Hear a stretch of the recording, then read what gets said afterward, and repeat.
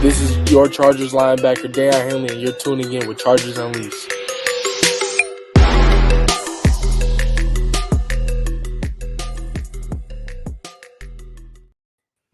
Welcome to another edition of Chargers Unleashed. Jake Hefner and Dan Wolkenstein here with you from the LA Football Network. If this is your first time tuning in the show, make sure to hit that like and subscribe button on YouTube. You can also follow us on Facebook, Twitter, Instagram, Spotify, and Apple Podcasts. Dan Wolkenstein, let me hear it one time. Victory Monday on Chargers Unleashed. Oh, been waiting a long time to say that sentence. These are what these live shows are for. The emotions are high. Tensions were high during the game yesterday, but damn, did it feel good to get a victory. Season opener over the Raiders. Chargers win 22-10 over the Las Vegas Raiders. Say it again. Chargers win 22-10 over the Las Vegas Raiders. That's all I'm going to say, Dan. Take it away. I don't care if it's victory brisket, victory tofu. I don't care if it's victory. You give me all the food. Chargers were eating. J.K. Dobbins is eating. Chargers fans are celebrating. Alex Silva, who's got it better than us? You heard all of the Chargers in the locker room post-game during the press conference with the nobody. And boy, did that feel good. Chargers defeat the Raiders 22-10. All the crap from Raiders fans after the 63-point, whatever you call it, hashtag shout out and thank you. All the talk leading up to that game. All the talk. I was at the game. All the talk and violence and stupidity, not from all Raiders fans, but from lots of them, only to say bye-bye to all of them again, as the Chargers bounce the Raiders with physicality and impose their will on the Las Vegas Raiders, who got punked towards the end of it. So many exciting things to talk about, though, Jake.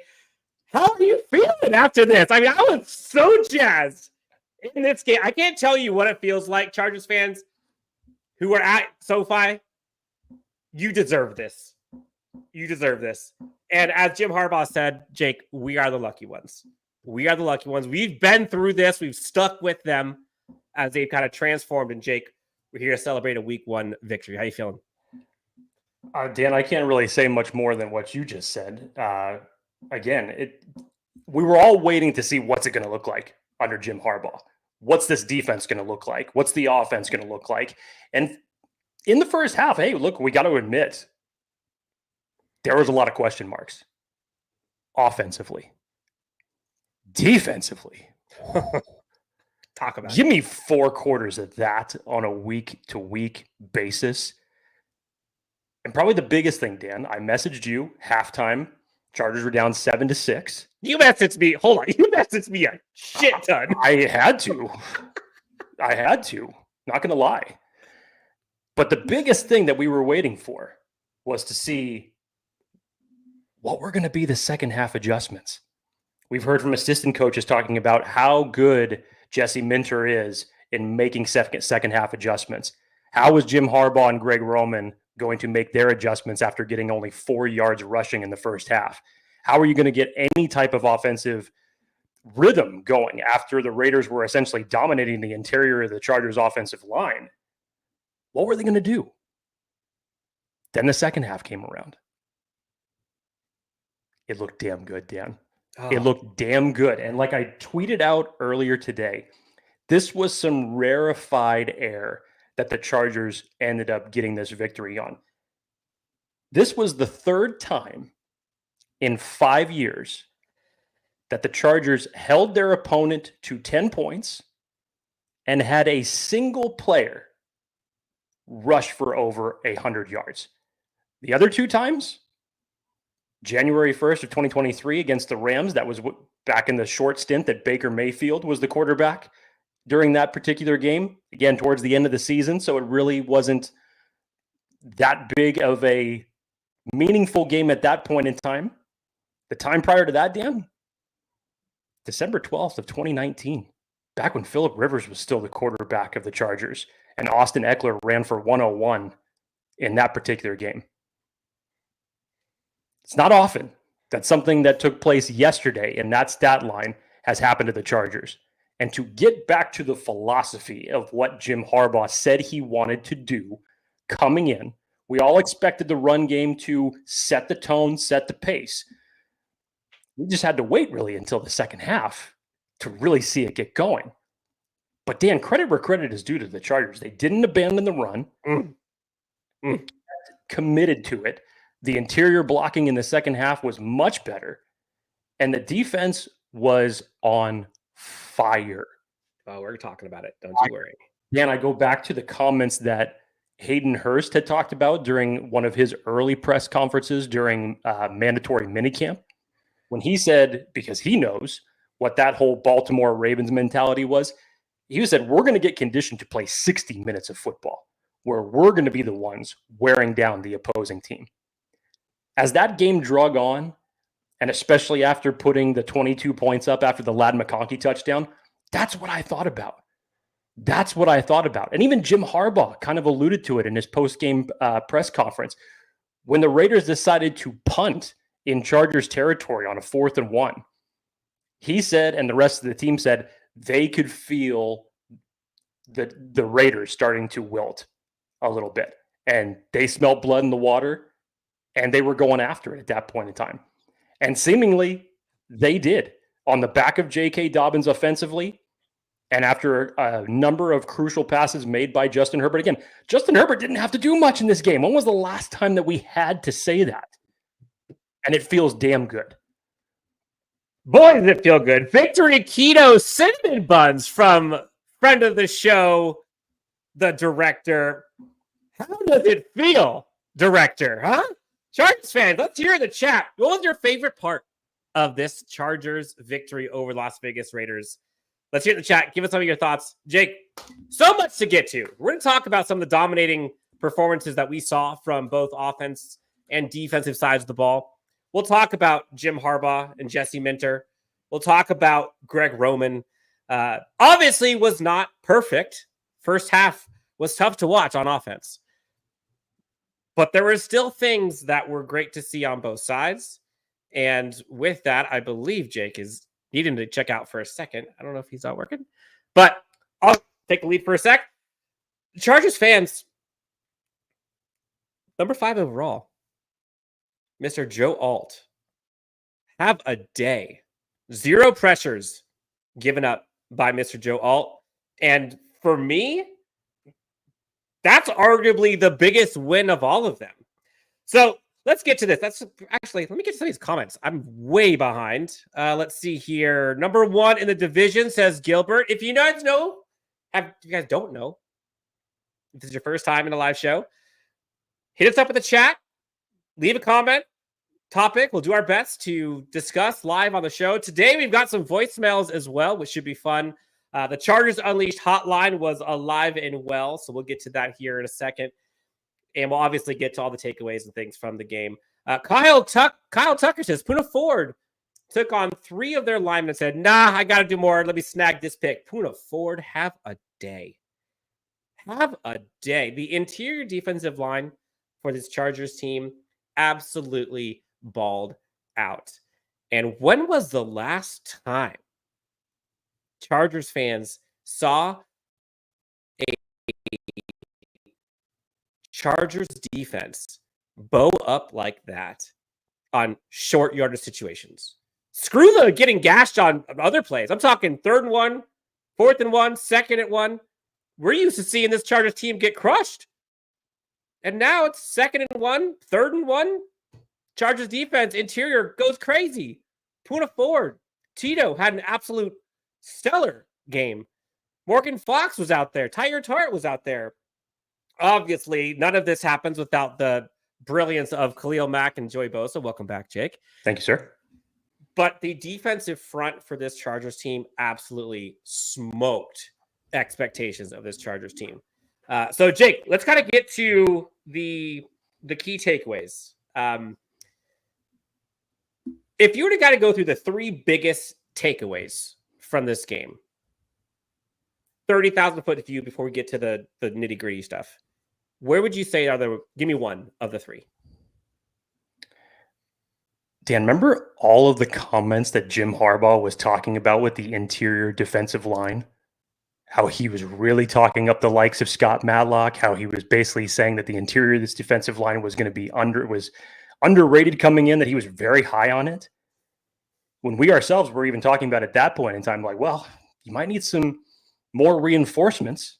This, of course, was prior to the Tart signing.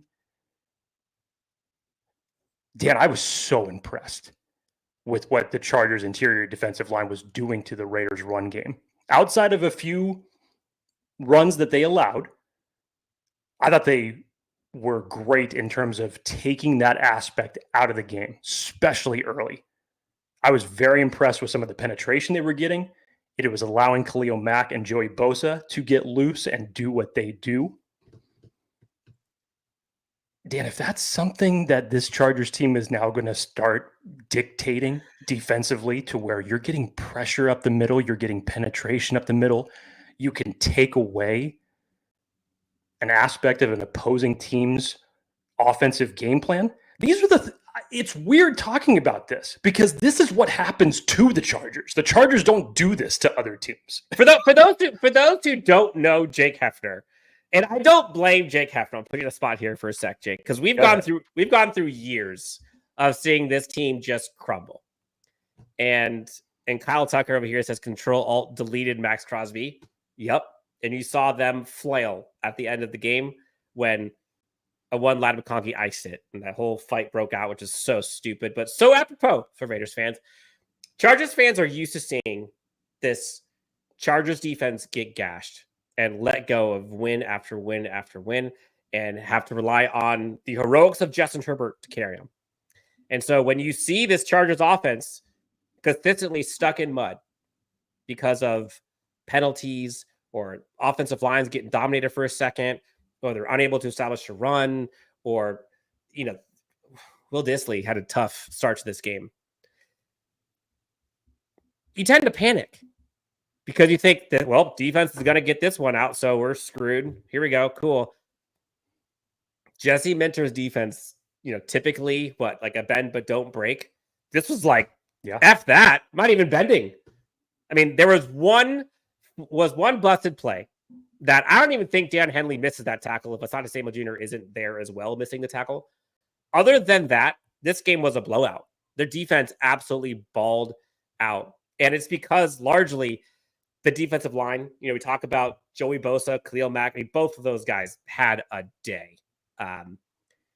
Joey Bosa, this was maybe the best game I've seen from him in 2-3 years. Animal. And what made it so great for Joey was it wasn't just the pass rush, which he was doing that too, but it was the dirt, like the tough stuff. It was the effort stuff. It was the shoestring tackle on Gardner Minshew. It was the chase down, forced fumble on Zamir White. Early in the game, on Zamir White, same type of thing. It was running opposite Joey Bosa, and he tackled him for a loss before getting to the first down marker that was critical and turning the ball over. We have not seen a connected defense like this. And we talked about it in preseason. I know it's preseason, but I haven't seen a defense connected like this. And then somebody in here in the chat was talking about adjustments. Do we do that? Do we do that here? It's a adjective that is not, or a phrase that's not used very often when it comes to putting it in the same sentence with the Chargers. But yesterday we saw it. And so Chargers fans probably largely are panicking when the Chargers offense stalls, including Jake Hefner. The Chargers offense stalling, and the defense is continuously having to make these countless stops after stops after stops, and they do it. And somehow Gardner Minshew decided to just gift us the ball, and the Chargers somehow miraculously end up down 1 point with what was arguably the worst offensive showing that I've seen in quite some time. And again, some of that's first-gen jitters, Justin Herbert back. A lot of the starters weren't playing before. Raiders fans showed out like we expected. By the way, Raiders fans, grow up. Show some respect. Like, honestly, it was so sad seeing how, again, not all of them, but Raiders fans got to be better. They got to do better. Yeah, that was bad. That was bad in the stands, and I hope the Chargers do something because that is unacceptable. But they did the thing, man. The Chargers defense did something that we have been begging for. And then finally, the Chargers offense kicks it up a gear, kind of gain their rhythm. All those body blows that we talk about that the Chargers needs to do, the Greg Roman offense does. They stick with the run game. And the second half, the third quarter, going into the fourth quarter, all of those Ben Herbert fourth quarter training sessions that we see at training camp start to pay dividends. The check gets cashed in the fourth quarter. And just as Jim Harbaugh does everywhere else he did, they did it again here. And this Chargers team stopped them, took the will away.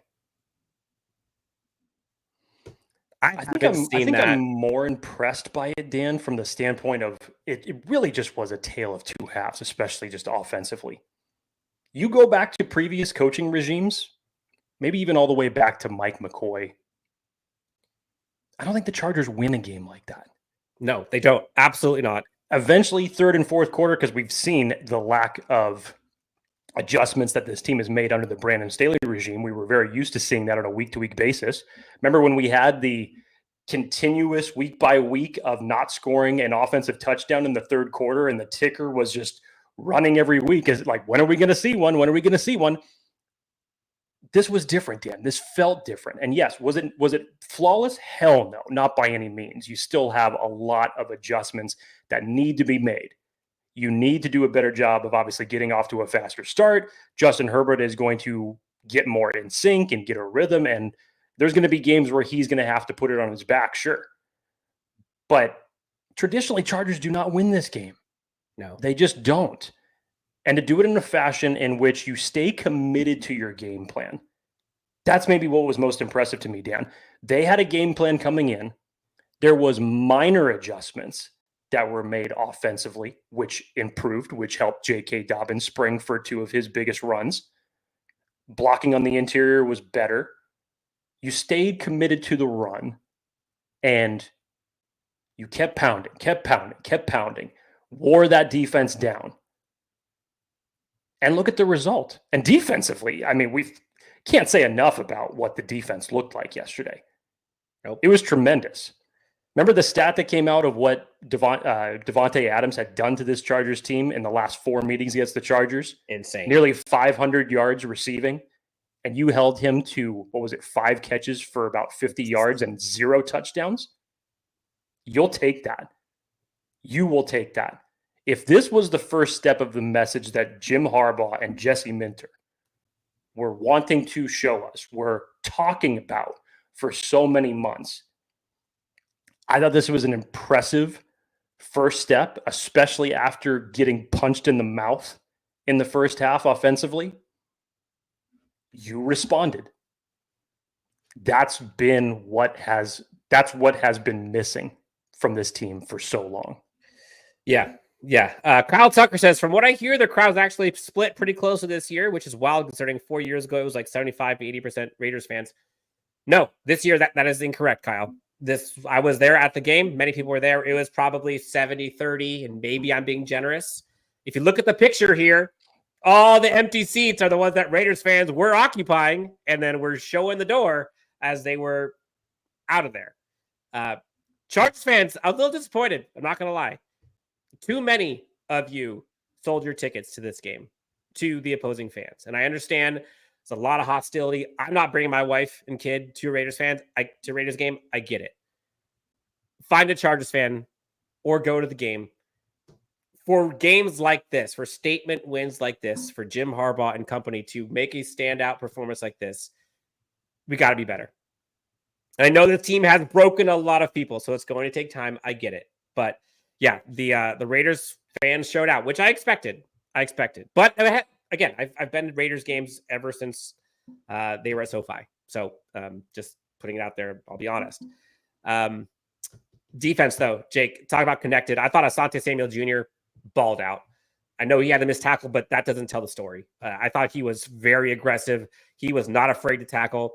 Look at the other tackles. They were going off instincts. I thought Jazir Taylor played well, aside from that one boneheaded penalty that he had on Devontae Adams.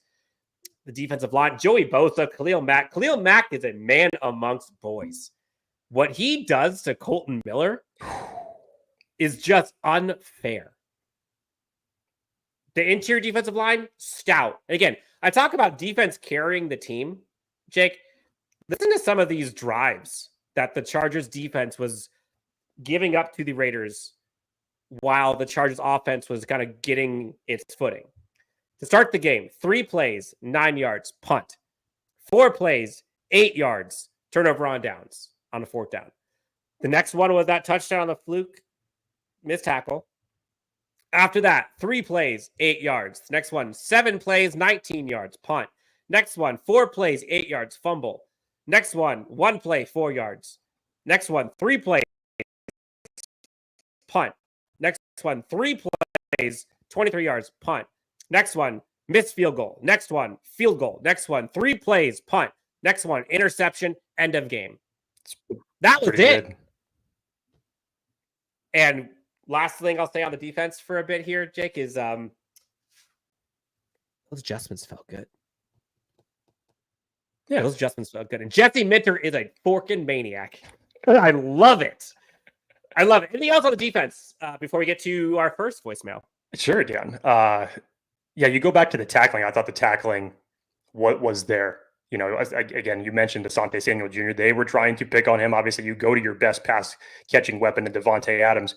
But go back and outside of that one missed tackle, go back and watch the rest of the time that he was tackling. Was getting in there fast, getting low, making sure that there's not going to be any other yards after contact. I thought the way that the Chargers defensive line and Jesse Minter specifically, Dan, there was a couple series in there where you had all 4 edge rushers and Morgan Fox comprise your defensive line. Now, didn't yield the best results, but the fact that Jesse Minter is thinking about putting stuff like that together, it gets you excited. I loved what I saw from Tito. Loved what I saw from Tart. Obviously, Poona Ford sealing the game from a tipped pass. A tipped pass! Something that doesn't exist with the Los Angeles Chargers. You saw Bud Dupree had a tip pass too. You saw a few of them. Defensively, Dan, I thought that they were stout. And yes, not flawless, but in terms of everything that we have heard, you know, you thought to yourself, traditionally when your offense is just non-existent for that long, the defense is eventually going to wear out and give something up. They never did. Aside from that one touchdown play, they never did. And it was impressive to watch that type of play for 60 minutes.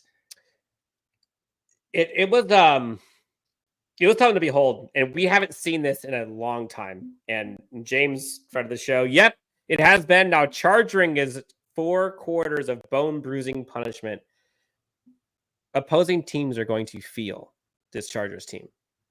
And you heard all offseason, all of the buzzwords about, you know, building a bully. And you heard them talk about medieval style of gameplay. And you hear them talk about physicality and beating up for 4 quarters and balanced offense and you know, defense that keeps other teams on their toes and aggressive.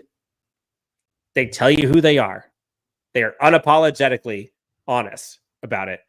And that was pretty impressive. Before we get to the offense, Jake, let's talk about our friends. Let's pay the bills. And then first voicemail from Chargers Unleashed hotline after that.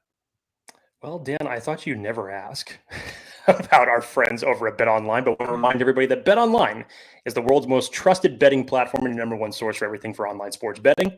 Right now, you can receive a 50% free bet for up to $250 on your first deposit to bet on anything from the UFC to baseball to Formula One racing. BetOnline has every stat, every matchup, and even live odds and spreads while the games are being played. When the game is over, head on over to our online casino and get in on a game of blackjack or poker or unwind with one of our 150 slot games. Head on over to the website today. That's betonline.ag to get in on the action. Just make sure to use that promo code BELIEVE. That's BLEAV for your 50% free bet credit on your first deposit for up to $250. Bet online. The game starts here. Chargers Unleashed Hotline is back by popular demand. If you have a vibe, knock the rust off on this one. If you've got feelings, if you got takeaways, thoughts, or questions, reach out to the Chargers Unleashed hotline, 323-902-7586. Jake, first one. I know. Jake, first one. Let's hear what Joe has to say about this Chargers victory. Watch the Raiders. We've seen this before, and somehow the Chargers pulled it out. They won. I hate the Raiders. Let's go, Chargers. Oh my God, Dan, I'm so happy that you brought this back. For context, Dan gets to listen to these voicemails. When Dan plays them on the show, I'm hearing them for the first time. So I'm getting all the emotions in real time. And this is great. First of all, thank you, Dan, for just having this random idea 2 weeks ago to bring back the Chargers hotline. This is fantastic. I don't really have anything else to say from that. I think his emotions spoke for themselves, and I think that he speaks for a lot of Chargers fans that are out there right now. Hello, this is Joe. I've been watching the Chargers since 1984. The best part is how quickly he transitions from this. I didn't play the first half. This is the same Joe. Yeah, so it's like I'm at a level 2. I'm at a level 2. I'm at a level 2. I'm going to take it to 11. We've seen this before, and somehow the Chargers pulled it out. They won. I hate the Raiders. Oh, let the party take the phone. I love it. Joe, yes, love that. We'll get to more voicemails. That was great. That's how most Chargers fans were feeling after that Chargers victory. And honestly, we'll get to the offense now. And there were so many standouts. And we'll get to what ended up being that scrum at the end of the game, which I thought was perfect way to end this. And it was a perfect summary of how Raiders and Raiders fans, a lot of them, acted in this game. This Chargers offense started slow, and that's being kind. There were so many times that they were shooting themselves in the foot with stupid penalties, pre-snap penalties. Will Dissly, I think, had 3 of them in the first 8 minutes of the game. And they just couldn't get anything going. The run game wasn't working. There wasn't much they could do. And it's insane that we now have a Chargers staff that is relentless in their identity and has an identity that they stay true to. And wouldn't you know it, the body blows count throughout the game. J.K. Dobbins take a bow. 10 carries, 135 yards, and a touchdown. The guy looks incredible. And we talked about it during training camp, Jake. When we were there live, we said this guy is electric. If he's healthy, he's one of the top running backs in the NFL. Still says he needs to get in better shape. He said he had a monkey on his back on some of those long runs. But RB1, no question, on this team. And again, they're going to split carries depending on who's the hot hand. He was the hot hand, J.K. Dobbins. And you can't help but be so happy for this kid. Grinning ear to ear post game. Jake, Chargers have running game. Dan, it felt so good to see that. By the way, your bold prediction came true. You called this one.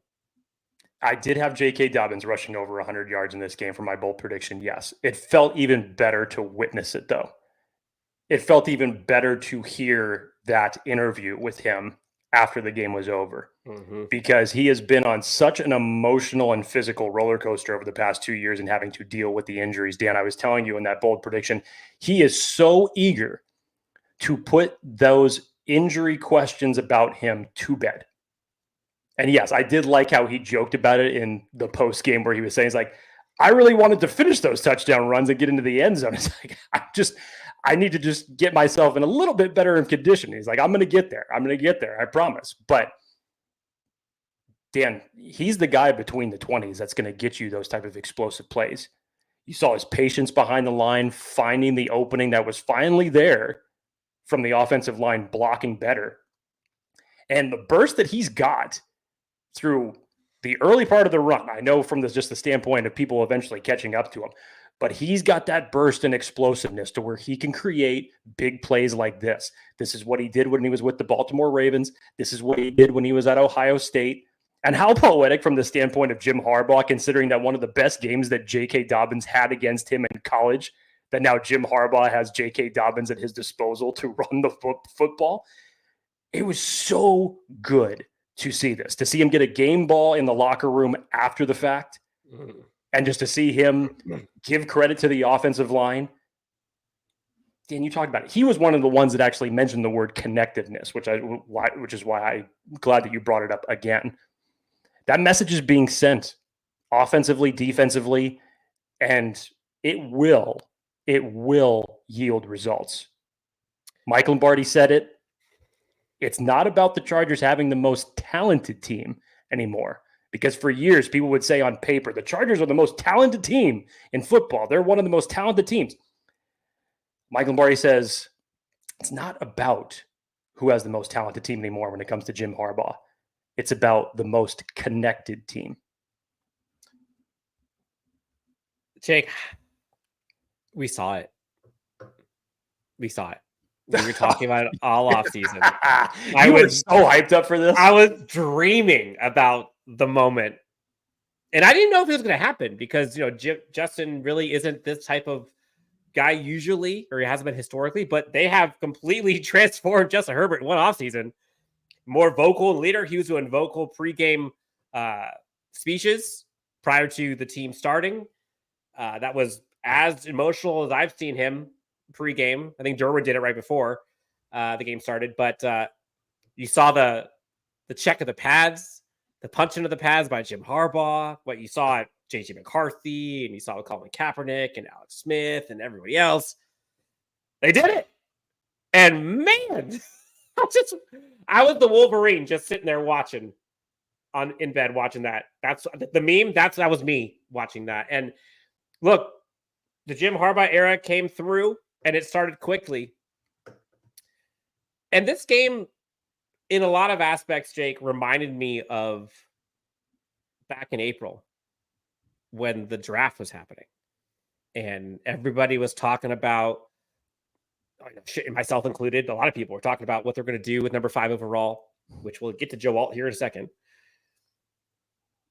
And number 5 pick comes in. They don't trade back. They get Joe Alt. And then you and I talked about it live and on the show afterwards. It was that moment. As soon as a pick was in, I was like, well, here we go. This is the Jim Harbaugh era. This is it. Here we go. Scrap everything that we thought we were going to do previously. Instead of what would Jesus do? What would Jim do? And stay true to himself. And a lot of people questioned if they should have taken Neighbors or if Alt was, too much, or if it was just going to be a Greg Roman thing. And Joe Forkin Alt was an absolute beast. To be able to do what he did in his first NFL game against Maxx Crosby, of all people. If you are on Twitter, go look at some of the film they put out from the All-22 of Maxx Crosby and Joe Alt. Maxx Crosby can't go to the other side anymore. And when you got Rashawn Slater and Joe Alt doing it, and again, Rashawn Slater was fantastic. The story on offense, other than J.K. Dobbins, was Joe Alt. Not just locally, but nationally.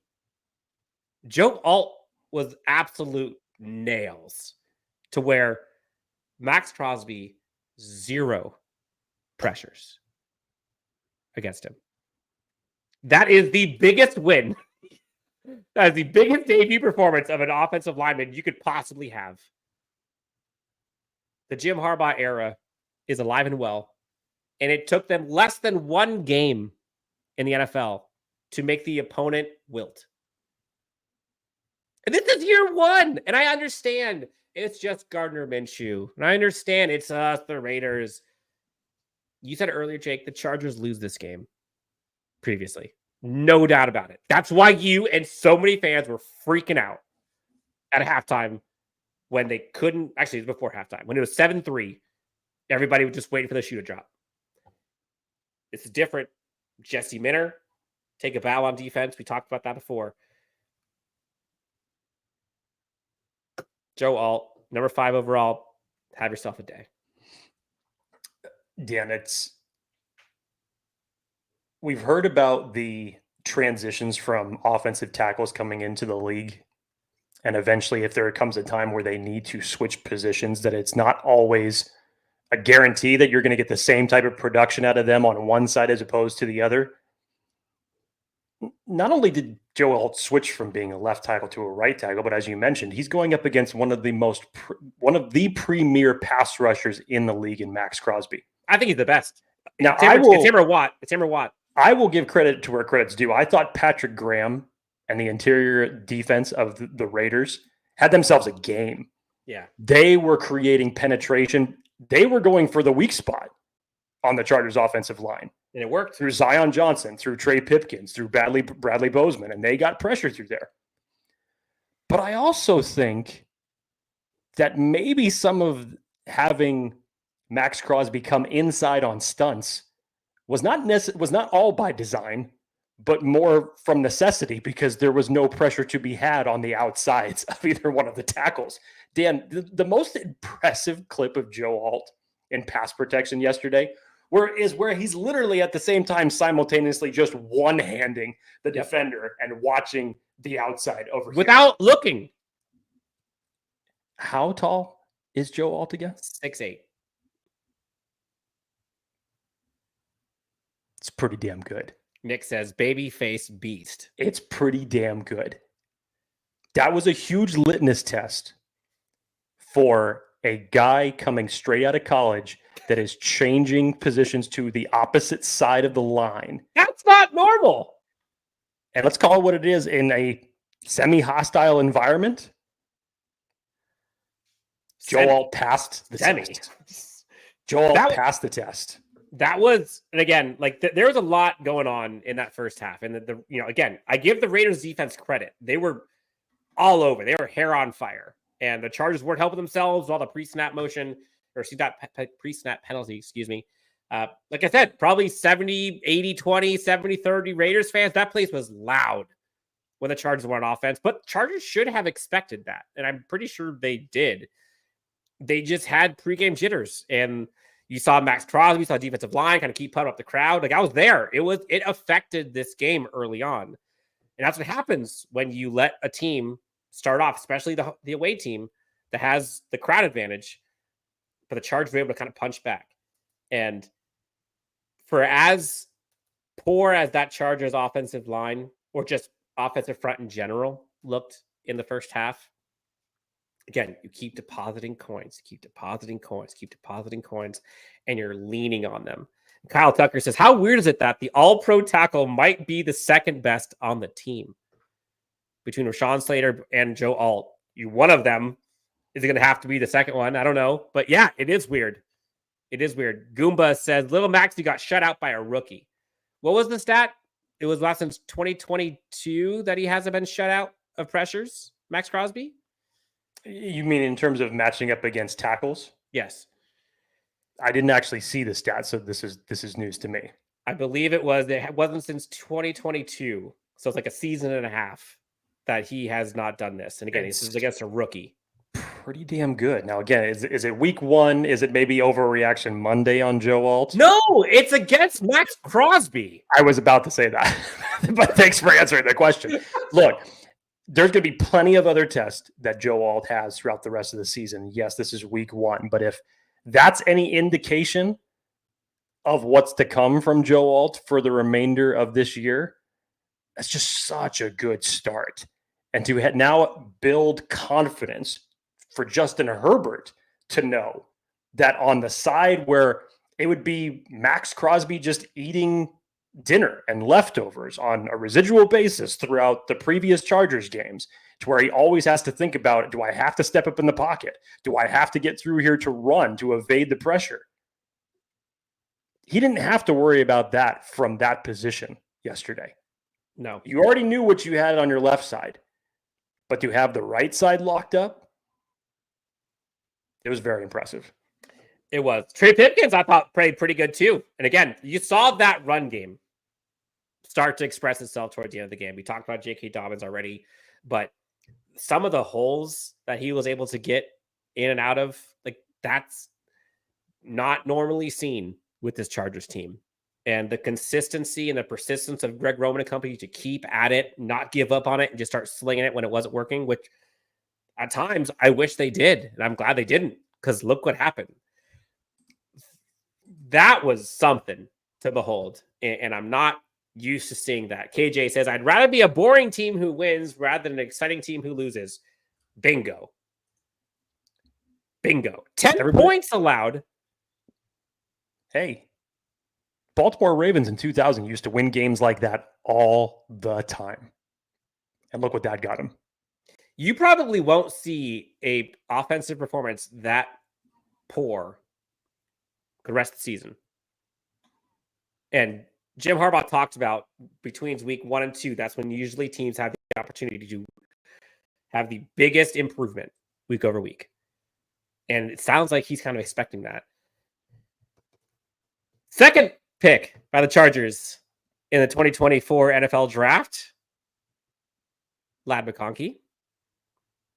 Picked a pretty good time to put some defenders on skates and ice the game. Jake, what'd you think of Ladd's debut? Pretty damn good, Dan. I mean, look, it's nothing to like overly gush about. We're talking about 5 receptions for 39 yards and a touchdown. But when you needed to have it, you had it. And you did it in pretty impressive fashion, because when he got that ball, Dan, I again, from where you're sitting, you probably couldn't tell exactly how close he was to just getting the first down marker. But you go back and you watched on TV, and when he's starting to stutter step, just everything in you is just saying, no, just go forward, just get the first down, And then he jukes one defender, and then another start and stop and jukes another one and just cruises into the end zone untouched. Those are the plays that he was making everywhere in Georgia. That's what was so impressive about that. And in a day where by 1 yard, well, let's just say from Ladd McConkey's standpoint, he was your leading receiver. The next one was Quentin Johnston, literally just a yard difference between them. Again, this wasn't Justin Herbert's game. And when I say that, I'm not saying it to say that he played a bad game, but this wasn't the game that you relied on Justin Herbert's arm to win this game. 26 throwing attempts, just 144 yards and a touchdown, but 1 sack, no interceptions. When you needed it, you had it. Dan, to spark that one drive after the Raiders had missed that 49-yard field goal, Justin Herbert got an opportunity, got a clean pocket, threw a beautiful pass downfield to Hayden Hurst. When you needed it, you had it. And on that last scoring drive to Ladd McConkey, you needed it and you got it. And again, now we're talking about the first 2 rookies contributing immediately in week 1. That's what you like to see. First 3 from your GM and your draft selections, immediate returns. Don't look now. We didn't even talk about Junior Colson. Junior Colson was had the second most snaps among linebackers already. Kind of doesn't surprise me, No, but I get where you're going with that. There are 3 draft picks, 1, 2, and 3, all making extremely impactful plays in this game, and that's what's important. And what was maybe more impressive to me than Ladd's touchdown, yards after the run touchdown, was, and let's talk about it for a second, the kill shot that this Chargers team had on that drive. It started off on their own 8. That's the other thing. Remember how far they had to drive just to get that touchdown? Yeah, the kill shot that this team had at this, I think it was 7, maybe the 8-minute mark, if I remember right. 8 minutes left in the fourth quarter, and the Chargers are on their own 8, and they go on a 92-yard, 3.5-minute touchdown drive, and the Chargers just took the heart out of the Raiders defense. J.K. Dobbins had that 61-yard run within that. They were running it up the middle. Gus Edwards was doing his thing. You saw J.K. Dobbins kind of just take over. He had a 7-yard gain, a 61-yard gain, had a 2-yard gain, had a short pass to Ladd, I think, early on in that as well. You saw Gus Edwards break out for that 11-yard run. They went through all their timeouts in this drive as well.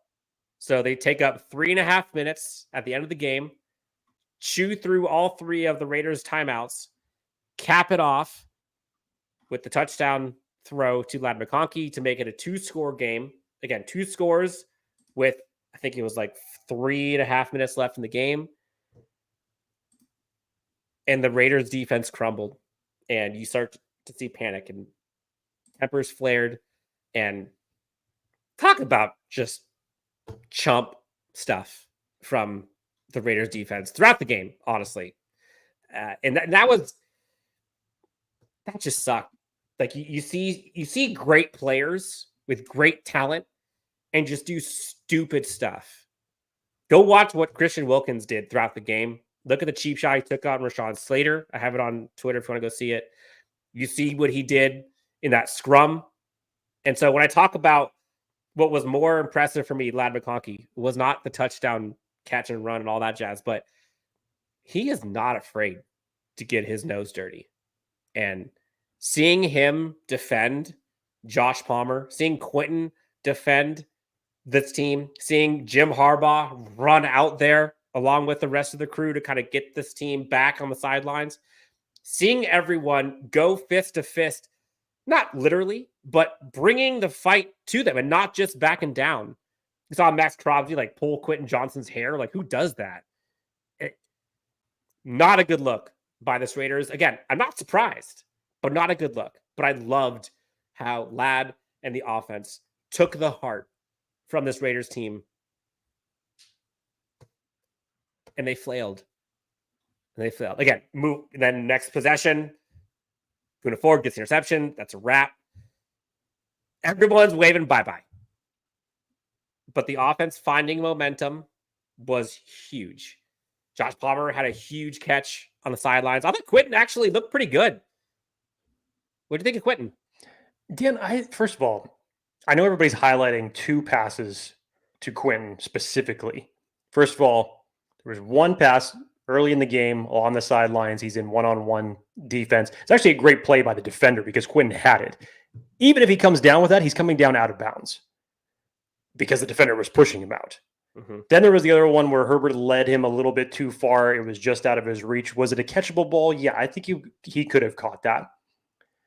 Kind of. So live, I thought that it was a Quentin drop. And then I go back and you watch looked. it. I think that was more Quentin's route running was a little off. And Justin really didn't have a chance to throw it anywhere. It was kind of a busted play. But Dan, I think it's after that deep pass where they had him on the outside one-on-one, traditionally where you would just see wash, rinse, repeat with the previous regime in terms of what Quentin Johnston's role was in this offense, Greg Roman and Jim Harbaugh said, well, no, let's use him in a different way. And they used him in a crossing route, which gained 13 yards, which set up the first points of the game for Cameron Dicker to kick a field goal. There was other crossing route plays that they were running him in there. Get him out in space. Get him free. We're not saying that this was a huge step up for Quentin Johnston. Again, Sanjay Lal and Jim Harbaugh understand that with Quentin Johnston's role on this team right now, if DJ Chark was playing, we know that Quentin Johnston would be considered wide receiver 4 right now. We get that. We get where he's at as it relates to the depth chart. But in terms of stacking bricks, one week after the other, you have to find a way to not only figure out how to utilize Quentin Johnston properly, how you're going to utilize this offense, how you're going to get him the ball to where he can actually make productive plays. And again, I don't think it's something that's just going to have a, consistent weeks of breakout, Quentin Johnston going deep, making these huge plays the way he did at TCU. I think that will eventually come, but you have to start at step 1. You have to build some type of confidence and some type of trust between he and Justin Herbert to where he can say, I can rely on you in these certain situations. And yes, I know that as it relates to a stat line that is 3 catches, 38 yards is nothing to shine about. But in terms of where your offense was when it needed it, Quentin Johnston was your second leading wide receiver, not Josh Palmer. I mean, it probably would have been Josh Palmer if he made it. When you needed contributing yards, I thought that he got it. Now, again, could it have been better? Sure. But the Chargers' leading wide receiver was Ladd McConkey with 39 yards. Yeah. The wide receivers were not doing anything to help this offense in certain situations. Yep. So when your leading receiver is having 39 yards, the rest of your wide receiver core ain't doing much. But Quentin to finish the way that he did in certain situations when the team needed him to, I thought was great. It's nothing that I'm over the moon about. I eventually would assume that, especially over these next 4 weeks with DJ Chark being out, that the acclimation is going to get a little bit more. And hopefully you're going to get to that point where Quentin Johnston is going to be making some big-time plays. KJ says, with all the positives said, we need a number 1 wide receiver. Palmer is number 3 on most teams. I would say Palmer is probably a really good number 2. I would give him number 2. I don't want to overreact to this. Again, I think a lot of this is pregame jitters and being behind the sticks because of penalties. The Raiders defensive line is legit. Like, that's a good front 7, man. Like, that is, we knew that. That was also without playing with Kuntz in that game. Correct. Like that, the Raiders defensive front is a problem. And the Chargers were scrambling for a bit. But again, I think that's more of a first-time jitters thing and just rust with timing than it was them not having enough talent on offense. I think that their running game is going to be better than what we saw in week 1. Gus Edwards is going to look better than they saw. I think the tight ends are going to block better and going to have more catches than we saw in this one. Jake, Nate Dogg, I'm assuming is a Raiders fan. Y'all are soft. You expect football to be a tea party. It's football. I swear certain Chargers fans are super soft. No. I mean, maybe. I don't want to speak for other Chargers fans. There's a difference between physical and dirty. I don't expect football to be won in a finesse fashion, nor do I want it to be. And I'm so grateful that this Chargers team is now led by a head coach that values, prioritizes, and maximizes the physicality out of his team. Yes, football is a physical sport. Yes, emotions run high. It should not be dirty. It should not be dirty. And you should not be out there trying to hurt people. Fights after plays are over, going after people's necks and heads and ripping people's hair. Like, no, it's not physical. It's not being soft to call it out. It's stupid. Shouldn't be in the game. So, sorry. That was your team. And those are your fans in the stands, by the way, as well. Nick says, the offensive line was so much better in the second half. They stopped penalizing themselves. Yes. Jake, you and I were texting mid-game, and we were a little worried. And I kept telling you, dude, they got to just stop getting themselves behind the sticks. And wouldn't you know, they cleaned it up with adjustments. Overall, that's a win, man. Obviously, literally and figuratively, but that's a win. To go up against Maxx Crosby and company, and yeah, it looked a little frantic at times, but looking at the entire thing, that was good. That was good. Anything else in terms of kind of the main guys on offense? I love the Hayden Hurst catch, by the way. That meant something. Yeah, that was huge. That was huge. That sparked that entire drive to ultimately end in a touchdown.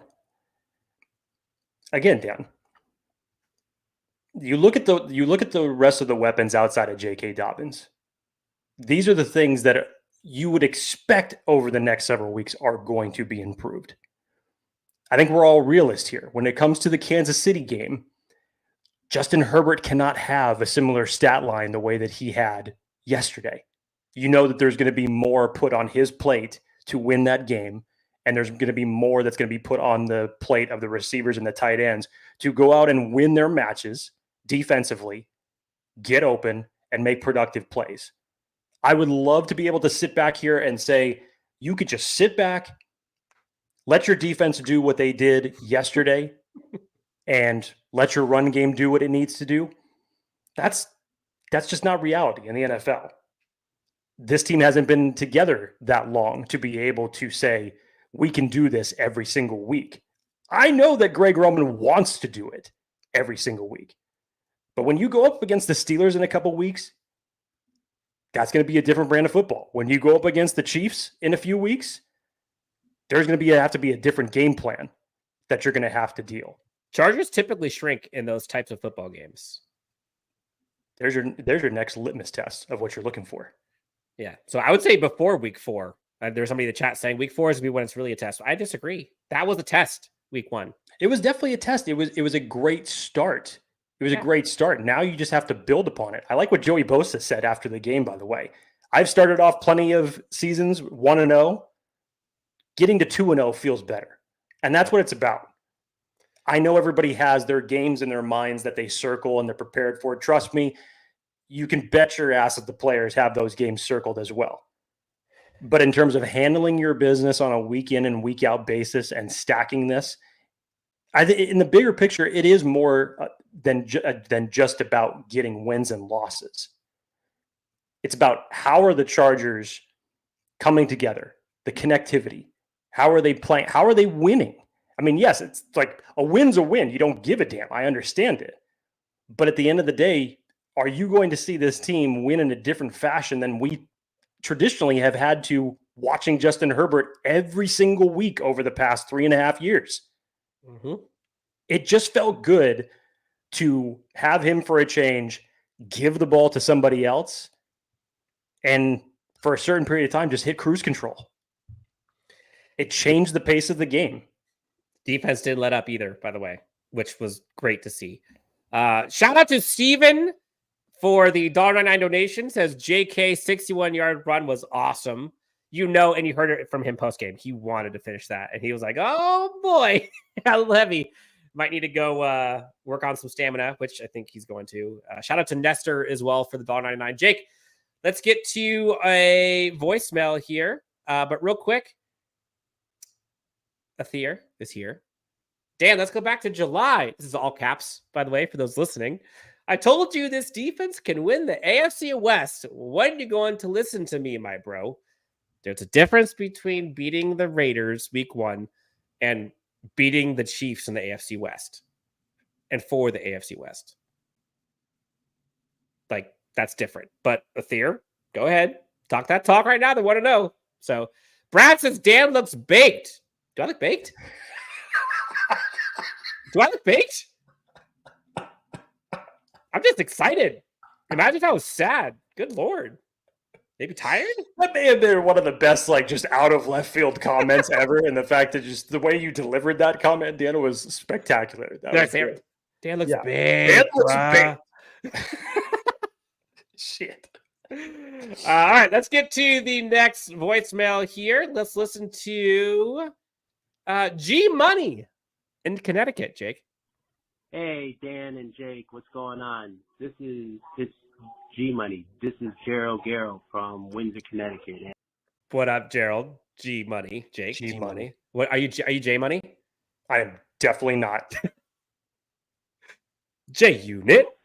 I just heard the Chargers. They took care of business in the start of the Jim Harbaugh era against the Raiders, 22-10. I'm very ecstatic and I'm very pleased the way they started off this season, especially against the Raiders after what happened last season when they got humbled 63-21. I think the defense is just scratching the surface. They played really well. I think the offense has some things they got to clean up. I think I want to see them try to get some more shots downfield, but I like them running the ball. I really like how this team has operated so far. I know it's just one game, but I feel this team can do some great things this year. The defense is already miles ahead better. Yep. than it was all last year. I think the offense, is going to get their footing once everybody comes together. So I'm very excited. Hold up. What do you guys think? Jared from Connecticut. One love. Thanks, guys. Take care. G Money. Connecticut. Love it. How many G monies are in Connecticut, by the way? I don't know. I like this one. We're pretty much summarized the entirety of this podcast, essentially, of what we were talking about. Defense looked great. Offense still has some work to do, but you still found a way to win with your game plan in terms of letting the running game dictate the pace. You leaned on it, controlled that entire second half, and it won you the game. It's the biggest takeaways from week one. Not flawless, but it's a good first start. Yeah, and again, the defense was, again, other than JK, the defense was by far the story. And not just individual player performances, but the collective unit, how connected they were. Bravo Foxtrot Whiskey says, who else thought we were going to run the ball on that last touchdown? The pass kind of shocked me. Shocked me too. I legit thought they were going to run it, drain the clock, kick it to go up 9. Apparently, so did the Raiders defense. Look, you hit him with that on the previous touchdown drive with J.K. Dobbins when they ended up running the ball in. Apparently, everybody thought that that's exactly what they were going to do, considering the same message that we were talking about, bleed the clock. Running the ball was how you got down there in the first place. And then you freed Ladd up in the middle of the field, and he gets past not only one defender, but 2. Great. Love it. This is what happens when you don't have a predictable offense and when you can rely on more than Justin Herbert's arm. Brad says, I'm thinking when DJ Chark comes back, Herbert will make him a superstar, and nobody has him on their fantasy team. So we've got at least 3 more weeks before DJ Chark comes back. We'll see. I wouldn't be surprised if it makes him a superstar. Like, that's what Justin's here for. Justin can do that. Let's just hope the hip injury, whatever ailment that he is going through, by the time he comes back, that he's going to be fully healthy. I don't want to see him out there at 60% for him to possibly re-injure it again. But that's what you would hope. For those deep shots down the field that you want to see, DJ Chark is essentially going to be your X receiver for that, for those type of situations. So, hell yeah, it'll add another wrinkle to this offense and something else that the Chargers can do. Until then, I'd like to see Brennan Rice active here a couple times over the next 3 weeks, especially if it comes to that Kansas City game. He can get you some of those type of plays. Yeah, BFW says, well, week 5 is our bye week, so he's not playing again until week 6. It's a good point. There you go. Fantastic. So then you'll have an extra week of rest, and hopefully he comes back 100%. I think people are liking the voicemails. Shay, let's continue. Let's go to Michael. See what Michael has to say. Hi, my name is Michael Spoboda. My reaction to the game, I thought that the Chargers held their ground pretty well. I mean, besides, the Raiders holding up defensively, they were better, but the Chargers never gave up and stayed their ground and were able to capitalize in the turnovers. I think that we have a problem in the wide receiving area, but these guys defensively put on a clinic today. Khalil Mack, Joey Bosa, and Dobbins stepped up huge for us today. Dicker, the kicker, doing what he does best. And we have gone how long in this show and haven't mentioned Dicker, the kicker? 55-yarder? Is that what it was today? Huge. Dicker's leg was not the only thing huge in that game. And yeah, Jim Harbaugh pulling the strings and showing us why he's a good coach. My question to you is, what do you think the Chargers need for their next game to be better, or what do they need to capitalize when another team is defensively playing better than them? How do you get through that defense? And what is the Chargers missing?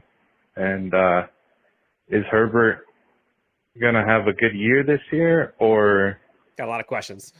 Or will Joey Bosa stay healthy? That's like 6 questions. That's the big question that we all want to know.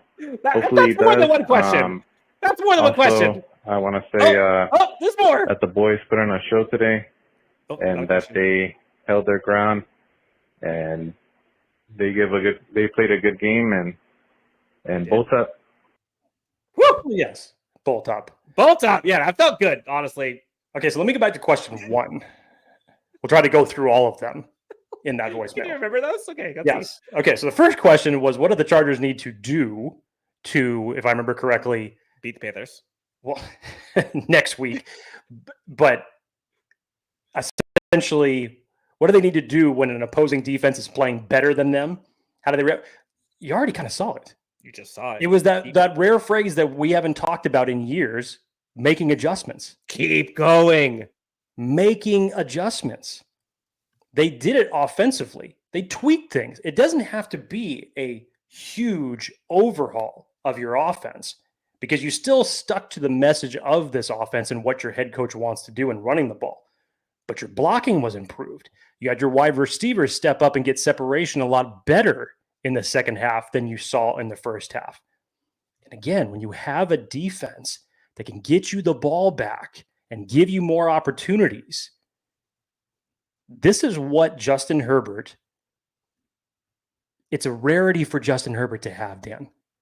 A running game and a defense that can get him more opportunities offensively. So I think as it relates to that question, you've already seen what the Chargers can do. They've proven already from game 1 that they're going to be able to make adjustments. Jesse Minter specifically. I know he had his defense playing for 60 minutes, but they came to play in that second half. As far as the other questions go, Dan, I know he was questioning just wide receivers in general, that he said he had an issue with it. Look, it's an easy argument to say that in terms of Justin Herbert now being in the league for 4 years, that, yeah, this is probably the weakest wide receiver core that he has played with. This is not Keenan Allen and Mike Williams days anymore. Joshua Palmer is essentially being your wide receiver 1 now. Your free agent wide receiver that you signed in DJ Chark is not playing. So the rest of your team is essentially built up through a former first-round pick in 2023, a second round pick in 2024.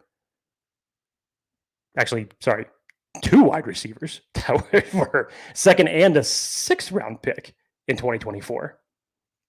And Darius Davis, who you mainly use for kickoff returns. Yeah, it's not the best in terms of your wide receiver disposal. But if you get to a point where Justin Herbert is getting protected, is having a running game that works for him, eventually the secondary is going to wilt. Justin Herbert is going to find his pockets and he will start picking defenses apart. Mm-hmm. Remember what Tom Brady used to do back before he even won a Super Bowl? That's what Ladd reminds me of. It was a run game and it was a defense. And when it came to those opportunities where you needed to start taking control of the game and game planning more specifically, Tom Brady was able to do that. Remember, Tom Brady had Randy Moss, Wes Welker on a single team, and they didn't even win the Super Bowl that year. But you look back to the first few Super Bowls that he won, it wasn't the greatest receiving core. No. Now, am I saying that Justin Herbert can win a Super Bowl with this receiving core? No, I'm not. But in terms of eventually, and we have to remember, this may be the newest unit that has to get acclimated to Justin Herbert. Maybe even more so than the offensive line, with 3 interior guys playing next to each other in a brand new season. Yeah. This group, because it's so young and still going up against these defenses in crucial game moments, with 2 rookies on your roster, 1 wide receiver 3 who's now being elevated to a wide receiver 1 in this particular depth chart, a former first-round pick that's still getting acclimated and finding his spot on this offense. Yeah, it's not the best. I agree with it. But it doesn't need to be. It doesn't need to be. And that's what's most impressive about it. Mm-hmm. I go back to what I was saying earlier. Win the damn game. And if it's games like this where Justin Herbert is throwing for 150 yards or less and 1 touchdown, who cares? Don't care. Is it boring? Sure. You could say it's vanilla. You could say it's offensively boring. But is it Justin Herbert slinging the ball 55 times, getting sacked 4 times, and the Chargers losing by 10? I'll take the other option 10 times out of 10. Yes, please. Chargers Unleashed hotline again. It's alive and well. You can give us a call at 323-902-7586. Gonna take me a few to remember that. Again, 323-902-7586. Give us a call. Give us your feedback, your thoughts, your questions, reactions, and we'll have them on the next show. HH4 says, J.K. Scott, the punter, sucked. There was one bad punt. No question about it. And it almost turned into a kick return or punt return. But on the whole, he wasn't bad. I went back and looked. 7 punts, 47.4 average, along with 56. That's not terrible. And again, like in comparison, the Raiders punter was freaking great. You know, AJ Cole is huge. He had a 53-yard average, 47 to 53. So it wasn't that bad. There was one that was bad, but otherwise didn't look that bad. Robert D says 4 sacks, 3 turnovers, and 10 points allowed. That's a good old hat trick. Technically, I would say it's 4 turnovers because they had a turnover on downs as well on the 4th down stop. Any news on the Alohi Gilman injury? Jake, have you heard anything? I haven't heard anything. You saw him come out of the game late, but I didn't hear anything as it related to post game. If there is anything, I didn't expect anything was huge in that regard. So in terms of the latest on him, it doesn't sound like it's anything that's serious. Yep. Brad says both of the absolute savage. Yep, I would agree. Jake, let's get to game balls. We have three. We have 3 total before we get out of here. 3 game balls. Who are you giving them to? J.K. Dobbins, obviously. Yeah. 1. No question. Joey Bosa, 2. This is the hard one.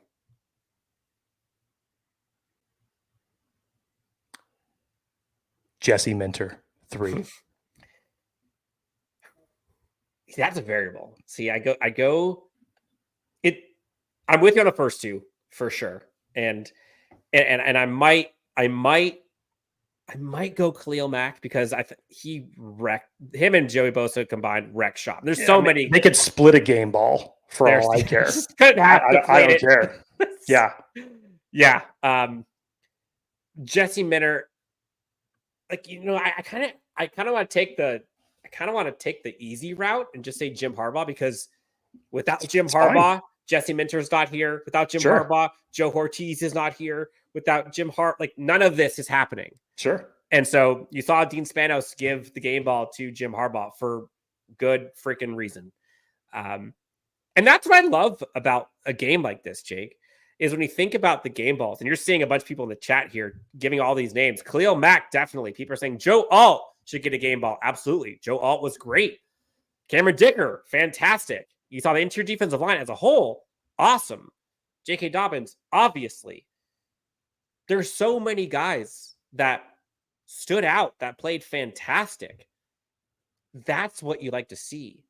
And you're not used to seeing collectively from 1 to 22, 1 to 53, if you want to go the entire way, work together as a unit without drop off.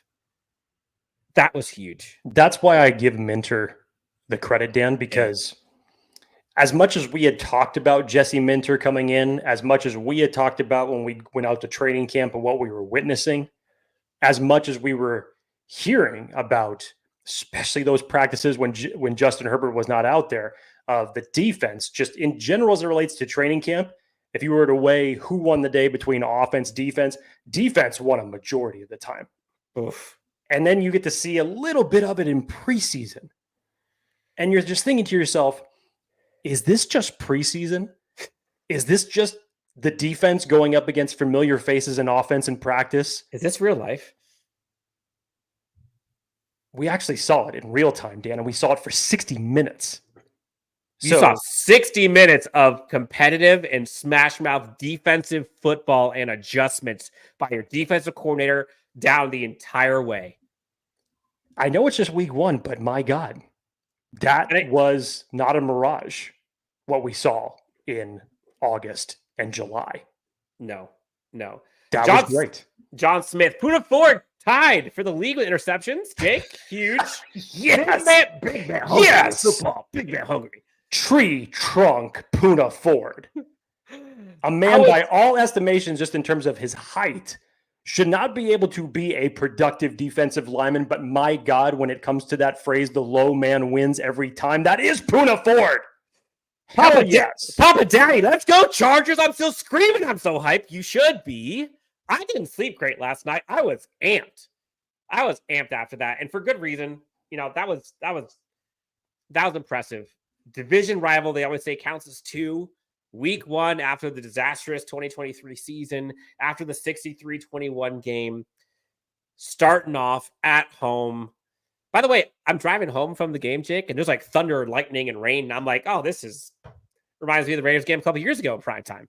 Poetic, but your feelings were a little bit different on the drive home after that game. No, they won that game.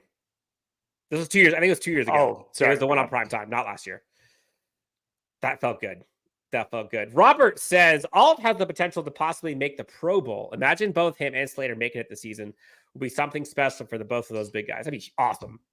I wouldn't be surprised. Would you? I wouldn't be surprised. I mean, I'm not going to say it's out of the realm of possibility. And I know it's... I'd love to see him not play because they're going to be in a championship game. Sure. I mean, look, I'll just say this. I love the optimism. And I'll say this. If that ends up coming to fruition, Justin Herbert should have a stellar year. A fantastic year. Yeah. And the run game should be producing on a week-to-week basis. Mm-hmm. Robert says, but this still was not a complete football game for the team. No, it was not. Been waiting for one of those games. Okay. We're nitpicking here a little bit, considering this was week 1 in the Chargers offense and Justin's been out and all the stuff. That was a complete football game for the defense. Sure. Minute 1 to 60. And I'd give it to special teams too. And so if you told me that I could have a full 60 minutes of defense, a full 60 minutes of special teams, and a half of Chargers football on offense, they win it. They win those games. We haven't seen anything near that. That's why they win. Robert says, Jesse Minter is a defensive guru that Staley can never be, respectfully. Through one game? Absolutely. You can't even... The Chargers defense did something this year in one game that I think Brandon Staley's defense in 3 years, I think it was 3 or 4 times they held opposing teams to 10 points or less. I think. I mean, it's hard to argue it, Dan. It's hard. No, I mean, obviously, that's the reason why Brandon Staley's not here anymore. I mean, what else can you say? You have 4 edge rushers at one time playing on the line. I don't care if it didn't get results, but for the fact that Jesse Minter is just batshit crazy to do something like that, I love it. Because eventually something like that is going to pan out and it's going to win some of those reps. I like the fact that Jesse Minter is thinking of stuff like that.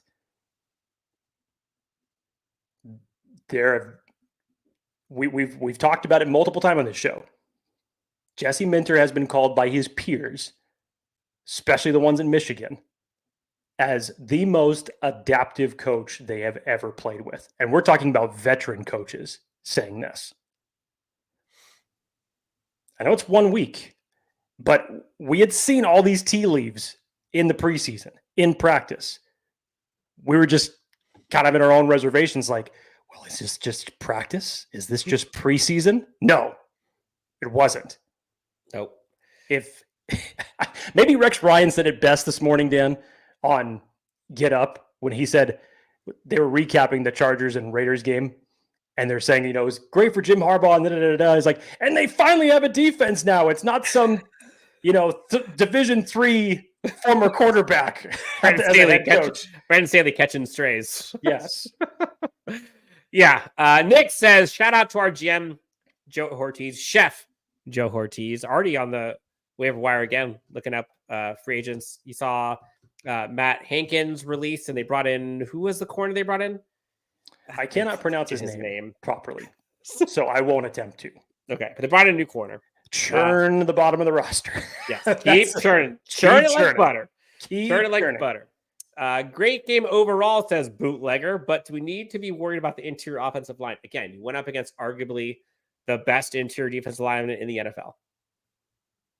And first half was rough for a lot of things, but I don't think it's going to look that bad often. Look, keep this quote for when the Chargers have to play against the Chiefs. Yep. And Chris Jones.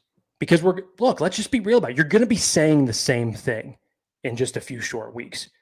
You might be saying the same thing against the Steelers. This is not going to be a flawless offense that is going to go out and dominate teams as much as we would like to. As much as we would like to put away, the respiratory machine that I made fun of for so damn long in terms of those late minute victories that the Chargers would somehow get that raise the stress levels up, that get us all freaked out. The biggest thing as it relates to this team was how do they respond? And for the last 3.5 years, the Chargers don't respond to pressure. They didn't respond to pressure. They couldn't respond to pressure. They didn't have adjustments to be made. But I'm seeing some comments in here just as far as saying 7 punts in here is pathetic. Yeah, I don't disagree. But the Chargers still won the damn game. They won the second half. Does anybody remember how the New England Patriots won their last Super Bowl in one of the most ugly Super Bowl performances from either team? And all it took was literally one drive from New England at the end of that game to get them a Super Bowl. Both teams played like shit for 3.5 quarters. And the Patriots woke up for a half a quarter at the end of that game and won it. Like I said, I don't give a damn if J.K. Scott is punting 18 times. When you got a defense if it means eventually that the Chargers are going to find their footing offensively and get a victory, good. I'm not saying that that's how they're going to be able to win every game. Hell no, you can't sustain stuff like that. But if you're going to find different ways to win than the same way that you traditionally lost, I'll take that every day. Yeah, we're wrapping up here. John Smith says, I can't believe we were saying our defense won this game. I thought I would never say that in my Chargers lifetime. Jake, we talked about this for months, hell, for years. Give Justin Herbert an average defense. Average. They're going to be just fine. And I think the defense is going to be better than the average. I don't want to get too excited, but damn it. They're getting me. Robert says, kudos to the Spanos family for finally emptying out their wallets to improve everything from the GM all the way down, not to mention the new training facility, the Bolt. Yep. You saw Dean Spanos in the locker room giving game balls to both the head coach and GM. So full circle for sure. Jake, anything else? It's a good victory Monday, Dan. It's a good victory Monday. It's one. It's been a minute since we had a victory Monday. In a real NFL game that wasn't preseason. It wasn't the prettiest in the first half. And by no means is it flawless. By no means are the Chargers some unstoppable juggernaut coming out of the gate. No. Plenty of stuff to correct over the next several weeks of the NFL season. But the difference with this team that we have said time and time again, go to Brandon Staley, go to Anthony Lynn, go to Mike McCoy, and in some respects even go back to Norv Turner. You have not had a coaching staff like this since Marty Ball. And it's going to be different. It's a different way the game is played nowadays. I get it. But in terms of Justin Herbert now having to not rely on number 10 to win you every single game, be happy about it. Anybody that wants to complain as far as the penalties, this, that, and the other, players not showing up, the offensive line, the interior looking mediocre out of week one, I'm not going to disagree with you. I'm not going to say you're even negative. The offense was far from perfect. Sure. It was essentially non-existent in the first half. I'm with you. Mm-hmm. I'm not over here picking dandelions and living in the rainbows. Not by any means. I'm happy that the Chargers won, for sure. You're not going to be able to win like this every week. Because one thing about Jake Hefner that you should know is the sun isn't always shining. If you've been watching this show long enough, you know how pessimistic I can get. And you got me over here sounding like Dan Wolkenstein right now. And this is really just a turn of the coin. But look, hell, it could have been worse ways to win. Could have been damn worse ways. When's the last time you said that? Could have been worse ways to lose, too. Did anybody see the Titans and Chicago Bears game? Woof. Woof. Could have been worse ways to lose. Did anybody see the Bengals and the New England Patriots game? Whoa. That was... Or the Browns? Be happy you got a win. You start off 1-0 against a divisional opponent. I love it. Is a win. Papa Daddy says, my mom had texted me, why do we keep running up the middle? It's not working. All I responded was, it will. And then JK went crazy. Attaboy. You felt so smart, Papa Daddy. I bet you were like, Mama, I told you. I told you. Leo, I feel like we finally have the fourth quarter advantage now. Feels good. Jake, this was fun. Went a little long today, but worth it with the new voicemails and the Chargers Unleashed hotline. Hope folks enjoyed it. Again, we'll be doing that after every game the rest of the season. Look, wasn't perfect, but defense looked fantastic. Offensive line in the second half was great. You saw a running game. For the most part, the Chargers offense kept it clean. It was close with that interception that wasn't an interception, but it was close. No turnovers on offense equals usually in a Jim Harbaugh-led team, victories. And that's what we saw. Jake, anything else before we get out of here on this Victory Monday? What are you eating for dinner on Victory Monday? Sushi. Ooh. Sushi. I'm going for Indian food tonight. Nice. Again, 323-902-7586. If you have not done so already, please hit that like and subscribe button on YouTube, and you can find us anywhere you follow your podcasts. Chargers defeat the Raiders. Say it again. The Chargers defeat the Raiders 22-10. Chargers open up their 2024 season at 1-0. Next up, Carolina Panthers. We'll talk about that as we continue on. But until next time, for Jake Hefner, you can find him at Jake D. Hefner. Myself, you can find at Dan W. Sport. Thank you so much for tuning in. We'll talk to you next time on the next Chargers Unleashed.